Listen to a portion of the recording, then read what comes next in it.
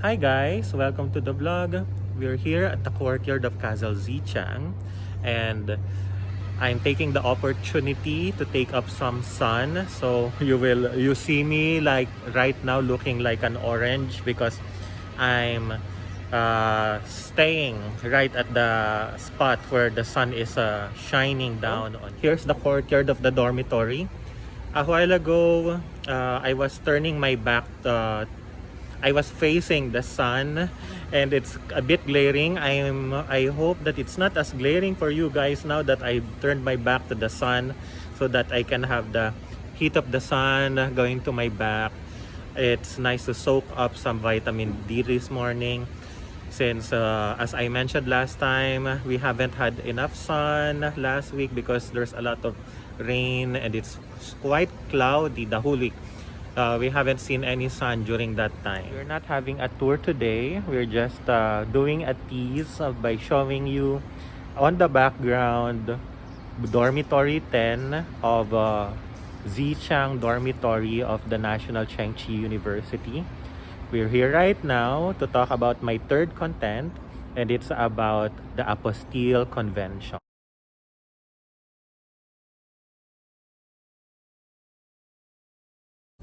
Why are we going to talk about Apostille Convention? So, on our very first vlog, we went around the Castle Zichang. That's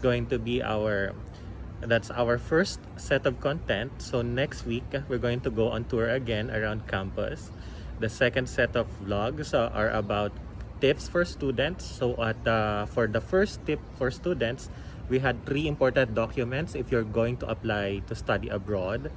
And in connection to that, we're going to talk about Apostille Convention because the Apostille Convention is an international document that has something to do with one of those documents that we talked about last time. One of the reasons why we're also discussing this kind of topic, so for the third set of contents are special topics within the field of my specialization, and just like any part of my vlogs, I always tend to choose something that's unique. Okay, so for the first part, one of the reasons why we're doing this vlog is a shout out to Professor Dr. Belen Tanco of the University of Santo Tomas, my academic mentor in the university, and I do believe that she is sharing our vlogs to her students, and this set of contents would be relevant to her classes because she's handling international relations at the university. The Apostille Convention. This topic falls within the areas of study on legalism and structuralism in international relations. So the Apostille Convention, it's also known as the Hague Convention for the reason that it was born through the Hague Conference on Private International Law.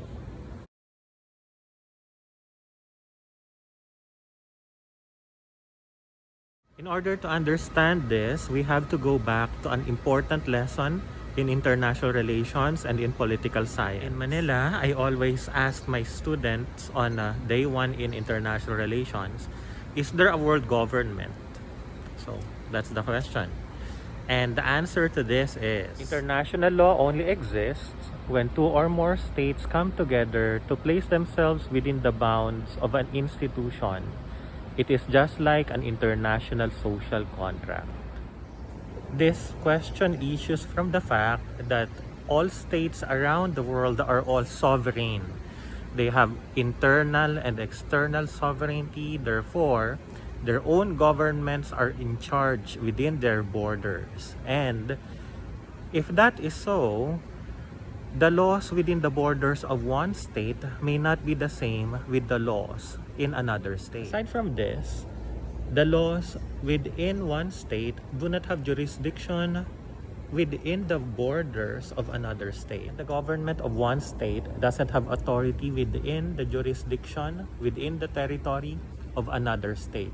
That is the reason why we have extradition. So with regards to educational documents such as your transcript of records and your diploma are legal documents. So when you graduated, one thing in the ceremony is that when you were granted the degree, there is a ceremony in the graduation wherein the president, the rector, or the registrar will officiate this, that you are being granted the degree by the authority granted upon them by the Commission on Higher Education, by the Department of Education, or by the Ministry of Education. So the name depends on which country you are in. And in certain countries, the students do this. So you have your toga, you have your cap, and the tassel is over here. There's a tassel here. So what you do is, when they say that, you move your tassel here. So you move it here. And you will notice that in this is usually done in college level, in bachelor's level, particularly in the Philippines. And the professors who are wearing togas that have caps with tassels, their tassels are already on this side. So the students, the graduating students, their tassels are on this side, on the left side. So when the degree is granted through the authority of the government, they do this. So they transfer the tassel here.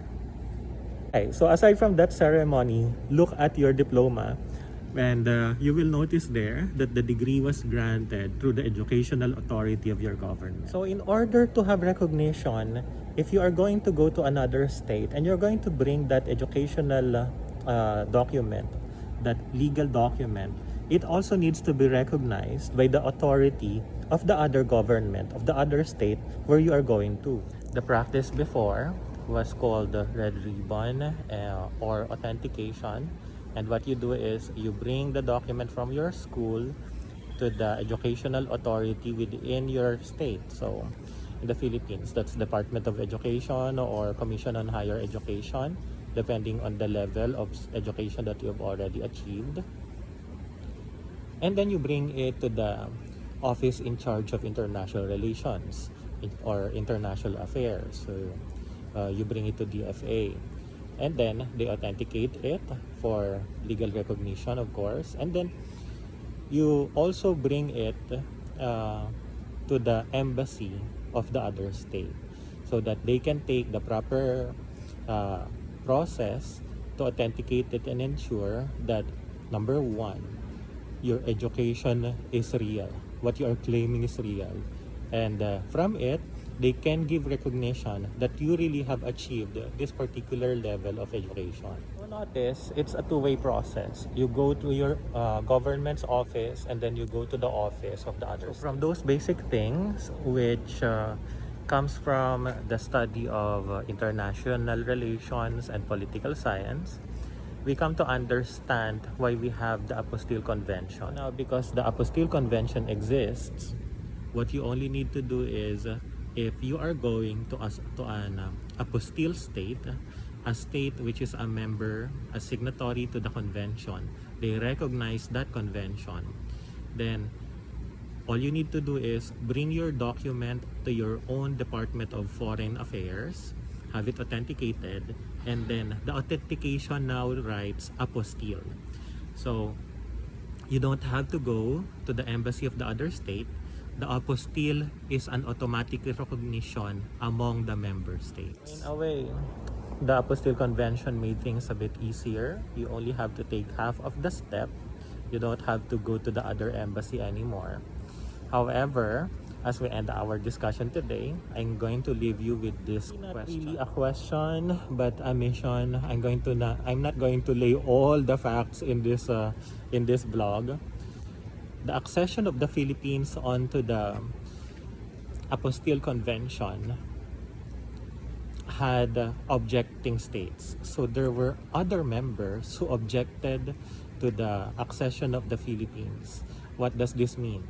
This means that those particular states do not recognize the apostille of the Philippines. So before you go and process documents, make sure that the state you're going to is a signatory to the Apostille Convention, and that particular state did not object to the Philippines accession.